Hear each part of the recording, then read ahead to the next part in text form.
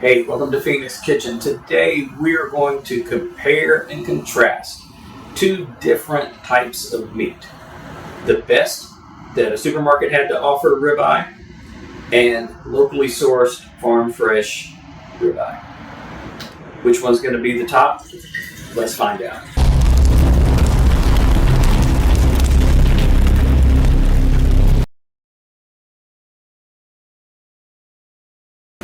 All right. On my left, your right, we've got the farm-raised, locally sourced ribeye. You can see we've got beautiful marbling all the way through. We're cut 2 inches thick, which is something that's not available at my local supermarkets.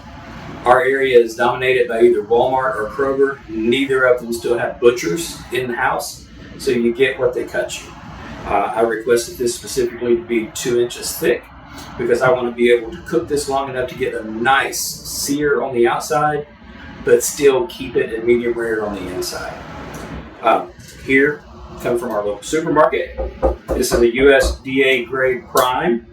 You can see it has plenty of marbling, but you notice that fat's a little different color, and you notice we're a little lighter pink. This is from the nitrates they put into the packaging to keep it fresh longer. This meat was taken, cut, and frozen very promptly, so we don't add the nitrates to make it last longer, giving us the ability to cut straight out of the package and cook, rather than having to let it aerate to get rid of that nasty smell that the nitrates offer. All right, so to do our comparison, we're going to be cooking these on the grill over mesquite. We want to season these exactly the same. I'm going to rub them down with olive oil as a binder, and we're going to go ahead and hit them with kosher salt very liberally. This one steak is 1.5 inches thick. This one is 2 inches thick. We're going to put these in the refrigerator for 4 hours to allow that salt to penetrate. I know you can read on the internet that it says let it sit on the counter for 15 minutes so the salt can soak in. 15 minutes is going to get you somewhere in the neighborhood of 1/4 inch deep as far as salt penetration. If you want to season the meat thoroughly, it needs to sit a minimum of an hour, preferably 3 to 4. You can put it in and leave it overnight. As long as you don't go past 3 days, you'll be fine. If you go 3 days, you're going to start curing it. So we're going to put it in. We're going to let it sit for about 4 hours. We'll bring it out, get it grilled up to the appropriate temperature, and then we're going to make a little Creole butter to put on top of it and finish out our flavor profile.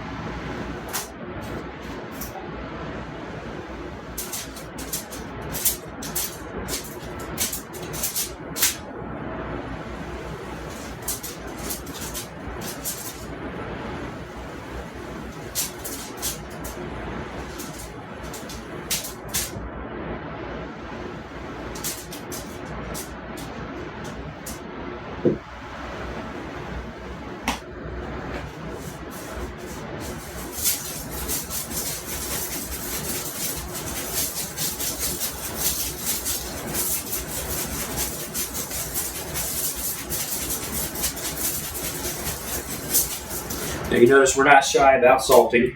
You cannot oversalt this. This is going to absorb salt. The salt's going to pull moisture out. It's going to sit on the top, and then the meat's going to suck it back in. It's going to hit a state of equilibrium.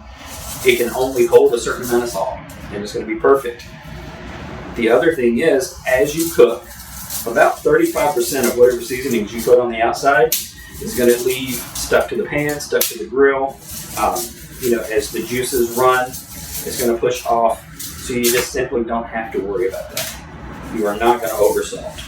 What you're going to do is undersalt. Now, I will give the caveat. What we're talking about is when we're using kosher salt. It's extremely possible to oversalt with table salt because you can't see what you're doing, and you can end up with big piles of it sitting on the surface. All right, we've got these set. I'm going to put them in the fridge. And in about 4 hours, we'll get the grill lit and get these things cooked up and see how they taste. All right, we're getting ready to cook those ribeyes.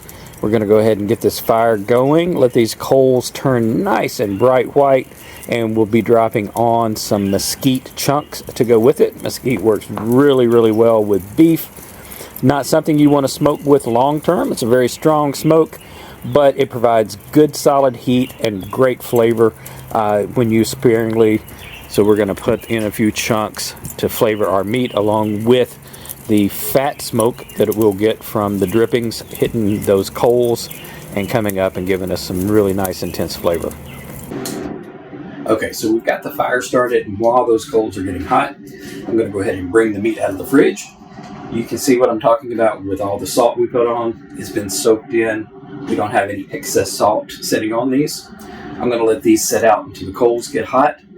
We are not, contrary to popular belief, bringing these up to room temperature. It would take 3 to 4 hours to get these things up to room temperature, considering that they're at around 34 degrees inside right now, and we'd have to get it up to 70 degrees, which is room temperature in my house. You're not going to do that in 20-30 minutes or even an hour, like some people say. What we're doing is letting these things come out and temper. The outside will get a little bit warmer, and that'll make the sear work a little better. That's why it's a good thing to let it set for a little while. You don't want to let it set too long, because you'll be in that temperature danger zone between 40 and 140 where bacteria grows. And since we're not going to be cooking these things very well done, we want to make sure we don't have bacterial growth. So we're going to go ahead and get these sitting here, let those set for a little while. And while they're doing that, I'm going to start some sweet potatoes that I'm baking. And we're going to rub those in olive oil after we wash them down, roll them in kosher salt, put them in for about 55 minutes in the air fryer at 400 degrees. They'll be fluffy and soft inside. And then we're going to make some Creole butter.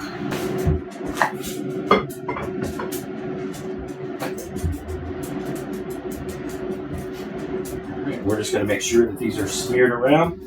And what this olive oil is going to do is help the salt adhere to the potatoes. And as they're cooking, that salt will be absorbed into the potato, giving it a very nice flavor to begin with. Once they're done, sweet potatoes obviously are very popular with brown sugar, cinnamon, but people don't really think outside the box with that. They're still potatoes. They just happen to have a little more sweetness in the starch. So what we're going to do is, at least mine, I'm going to have it with this Creole butter. Savory sweet potatoes are absolutely amazing. So we'll get these in. Alright, so we got the sweet potatoes baking in the air fryer, kind of a set it and forget it. We won't have to worry about those again until dinner's ready. I'm going to take 2 tablespoons of butter. I've had this sitting out for a little while, so it should be soft, which it feels like it is. I'm still going to pop it in the microwave for about 20 seconds to soften it just a little bit more. And then we're going to add a spoonful of Creole Blackening Spice. This is my own blend. I'll put a copy of the recipe down below. I make all of my spice blends without salt. That way we control how much salt is going into everything and getting it where we're not over salting, right? We've got our steaks. It's penetrated all the way through. They'll be nice and salty. Then our butter is not going to have salt. This is non-salted butter. Seasoning is non-salted, but it will allow us, once we put it on top of the steak, to actually finish with just a little sprinkle of flake salt to get that taste to pop in your mouth. All right. After about 20 seconds in the microwave, our 2 tablespoons of butter is partially solid, partially liquid. It's going to allow us to really get a good blend with our blackening spice.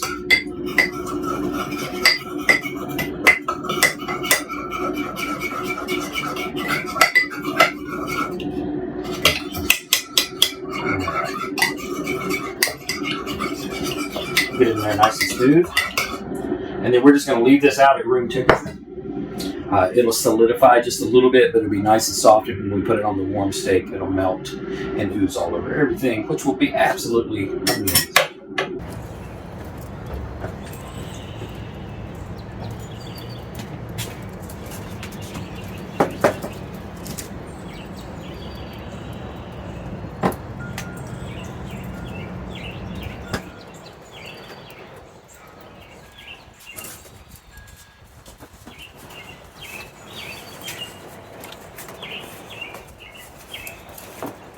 Alright, our coals are looking pretty good. I'm going to go ahead and drop in these mesquite chunks.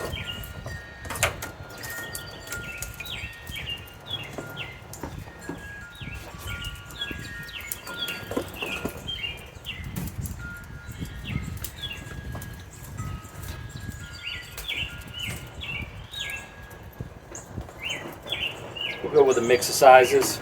Some small ones that will ignite quickly, they'll burn up, and some large ones that'll go ahead and smoke for a longer period of time. Keep that smoke rolling. And as those get going, go ahead and bring our grates down. We're going to start right on top of that coal bed so we can start building a sear. One of the things about building a sear, we're not looking for grill marks. Grill marks have no flavor. They look cool, but they have no flavor. A sear has flavor. We're looking for that Maillard reaction. We need heat at least 350 degrees for that reaction to happen. And we are almost there.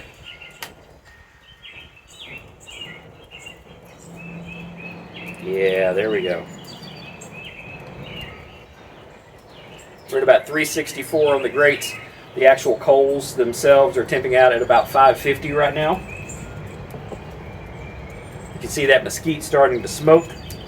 We're going to put these on.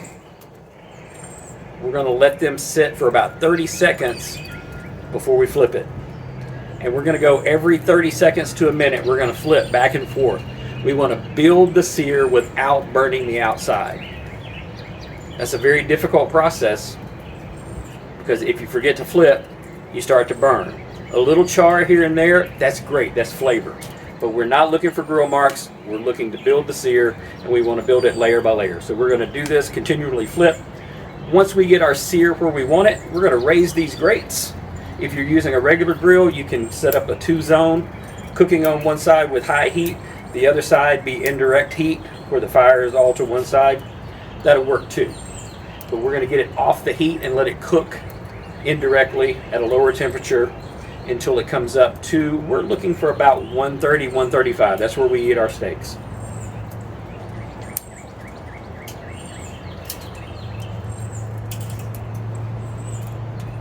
All right, this is our locally sourced farm-raised ribeye.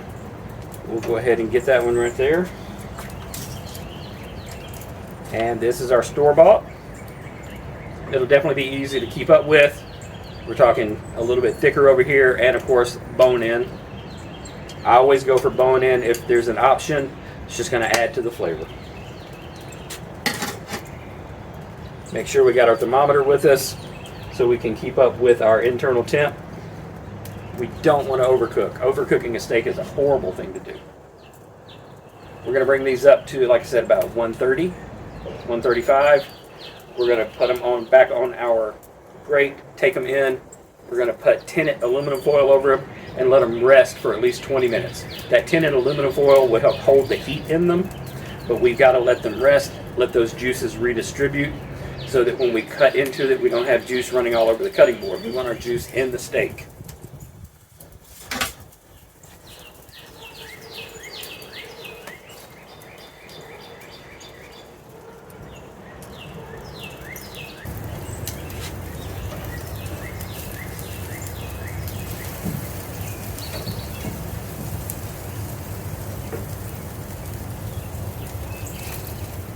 One thing about steaks, they look ugly when you flip them that early. But you can see we're already starting to turn brown, and we're getting a nice little crispiness developing along the fat, which is beautiful. That means we're going to have a little crispy outside and then render that fat on the inside. It's going to be pretty amazing. There we go. We get that little flame kiss going.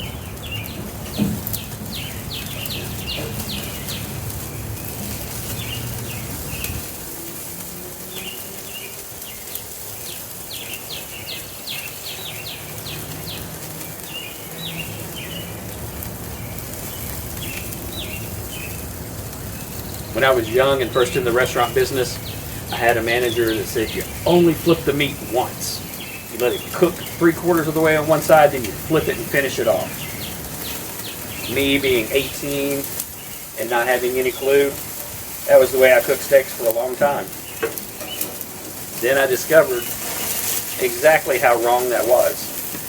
Now, it left beautiful grill marks as you cook through the 45, and you finally flip it, had nice beautiful grill marks, clean it for the next steak, sending them out one after the other. Customers are, oh wow, look at this steak, it's beautiful. Didn't taste good though, but it was beautiful. Then I went to a real steakhouse and had one that was seared, and it was like, what the heck is this? This is amazing. There's a flavor I've never tasted. I'm like, well, that's good quality beef cooked properly. And that's the thing. What we're trying to decide here today is what is our starting point for good quality beef. Because that gives you a head start on every recipe you do. The beef tastes better just right out of the gate. Then all we have to do is enhance the flavor. Season it properly with enough salt, cook it properly using great technique, add flavor enhancers like the butter that we make. And we can do any flavor of butter that we want to. There we go. Look at that. We're just a few flips in and we're building a beautiful sear. Look at that fat. Nice and crusty. That's what we're looking for all over the steak. It's okay that the flames are hitting it because we're not going to let it stay long enough to create a problem. Not looking to burn anything. We're just building that sear.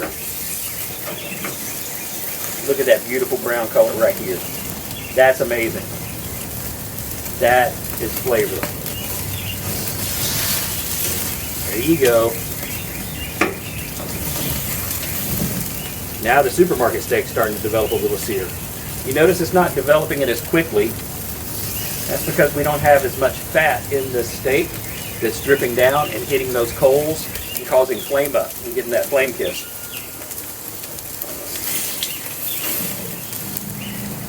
There we go.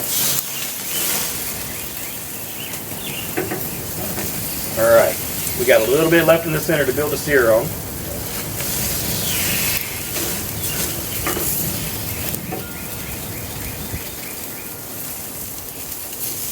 All right, since we're getting close, I'm going to bring this up a couple inches, get us out of the flames for a moment, because, look at that. We've got a great sear going there. We're going to go ahead and make sure that we get this outside edge. It's a shame to build a nice sear and then forget part of the steak.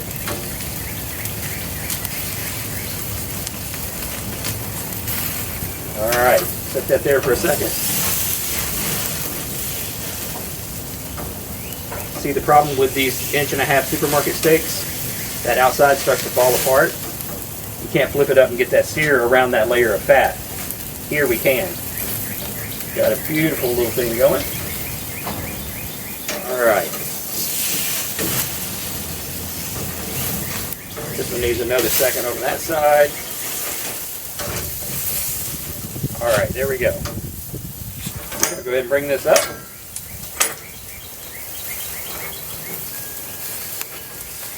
Get it kind of centered over the heat. Get those flames out. There we go. Bring up another notch.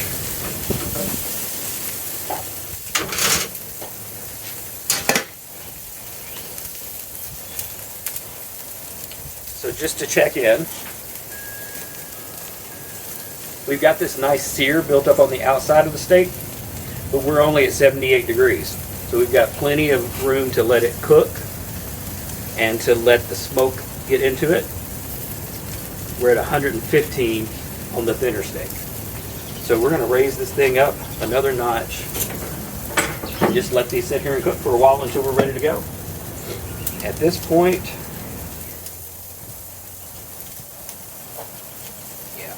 so we're at 600 degrees on the coals, but where our grate is, we've raised it now. We're up at 280 degrees. So this is actually going to take a little while, and we're going to have a chance to get a little smoke built into this flavor.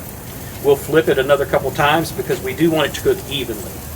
As we go and we cut into it, we want our center pink to actually be in the center, not to one side or the other.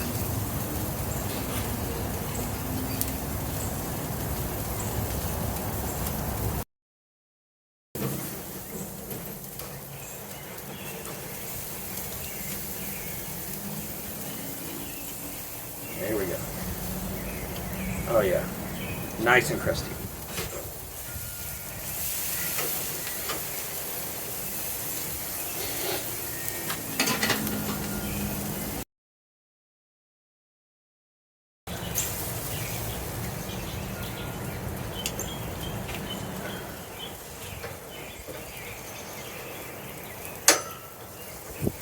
Drop it back to raise the temperature on it just a little bit, because we do have that nice crust. But I got one spot there that I'd like a little bit more crust on. We're gonna turn that and see how we're doing. Alright, what do we got?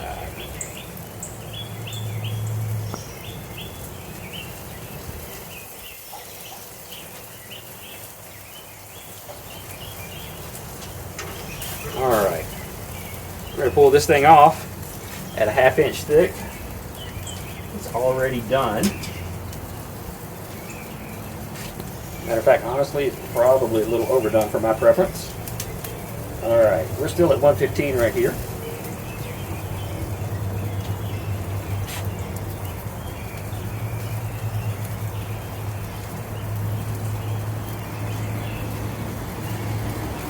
Alright.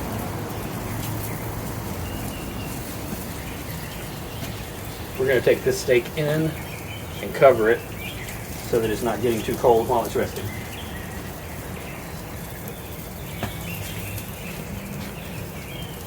Now, something to keep in mind when you're resting your steak, I said take a foil, a sheet of foil, make a little tent.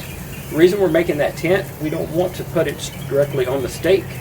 We don't want to trap moisture in there. Right? We want to let that come out. The moisture belongs in the steak, not on it. And we want to make sure that the shiny side is facing the steak, so it reflects the heat back down. Heat rises, it hits the foil, comes back down, keeps the steak warm. That's the reason we do the tent. And you want the shiny side inside.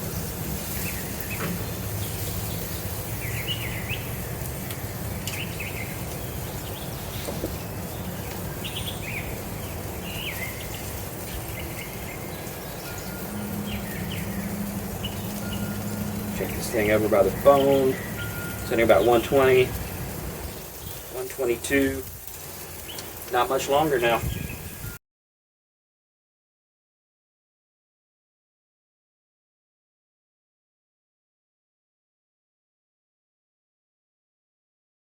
All right, while the steaks are resting, we're going to go ahead and put together a little small salad. This is nothing fancy because steak is the star here.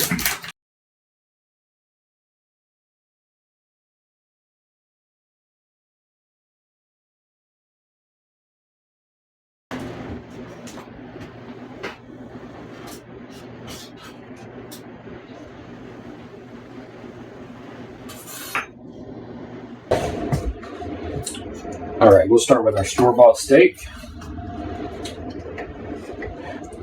We got some pretty nice sear going on here. There was enough fat through here that it burned apart, melted, and so the steak's not holding together quite well. But that probably means it's tender. So we're going to go ahead and slice this bad boy up.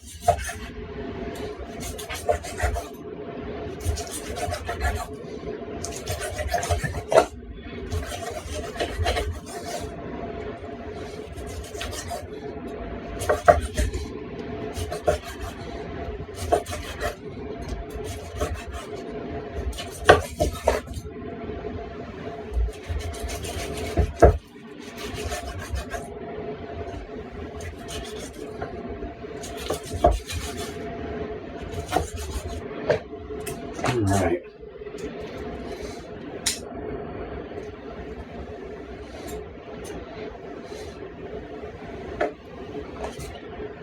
So we're looking pretty even.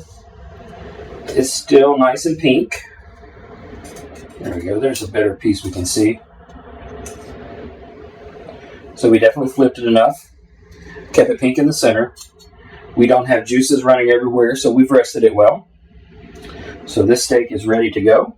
I need that one to rest another minute, but I'm going to go ahead and take a little bite and see how we do here.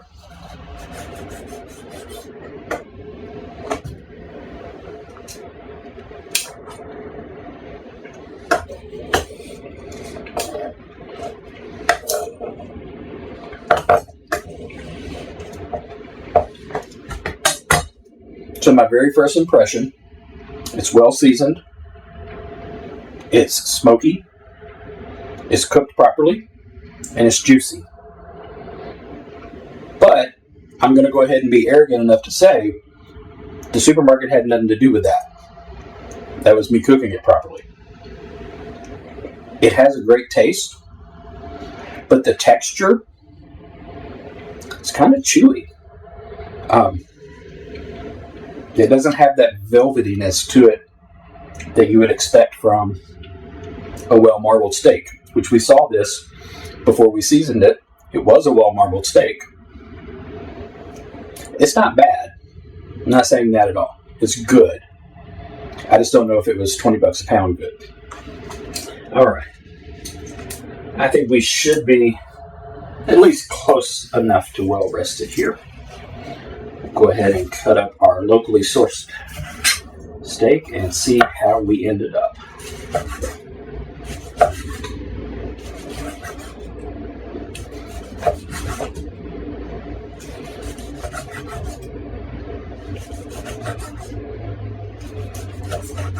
Just go ahead and stop there for a second because I'm going to take that bone out. Oh man. All right. Once again, you can see we're evenly cooked around the side where we built the sear. Nice and pink in the center. It's a nice light pink. I don't know how well that camera is zoomed in, but if you can look, when I mash right here, look at the juice content. The steak is well rested because it did not run out on the cutting board when I cut it. It's running out when I squeeze it.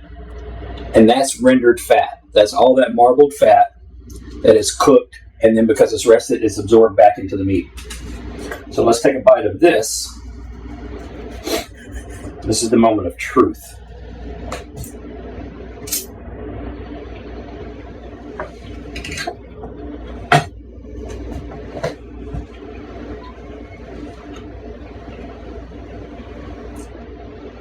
Okay, once again, well seasoned.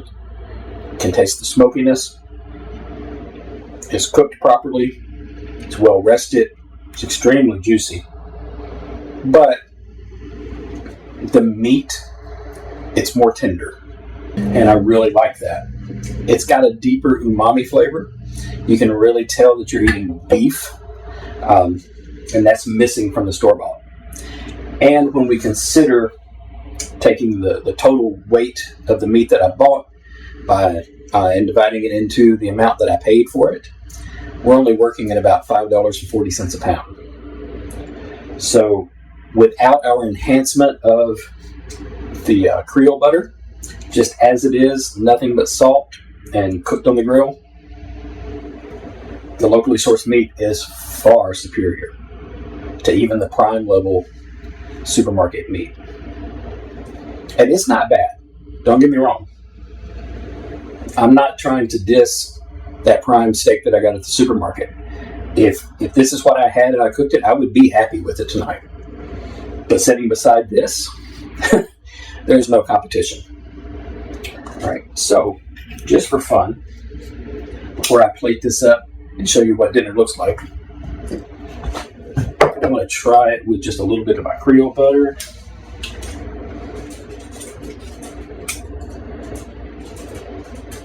I'm going to see if it enhances our supermarket steak any to help it win. I don't think it's going to, but we'll try it and see. All right.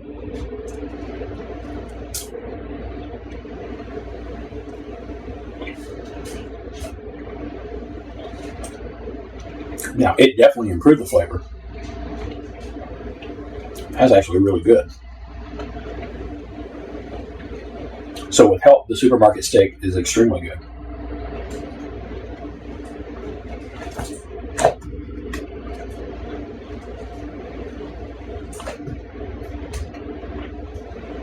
Let's see what happens with the locally sourced.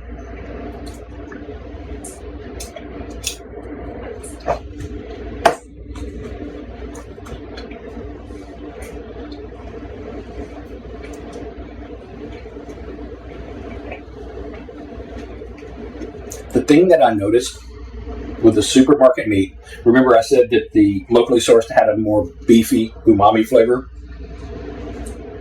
Once you put the butter on the store-bought steak, you're really tasting the butter, and the meat's kind of a delivery system. Here, the beef flavor stands up to the butter, and the butter's just an enhancement, making it that much better. So I'm going to say locally sourced is the way to go. I'm going to go ahead and get these plated up. We'll snap a few pictures and hope you guys will hit the subscribe button, like the video, and join us next time.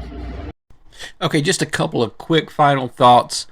I did not mention at any point where this beef came from when I said locally sourced. This was not a sponsored video, and if it was not the best, I was going to say it was not the best.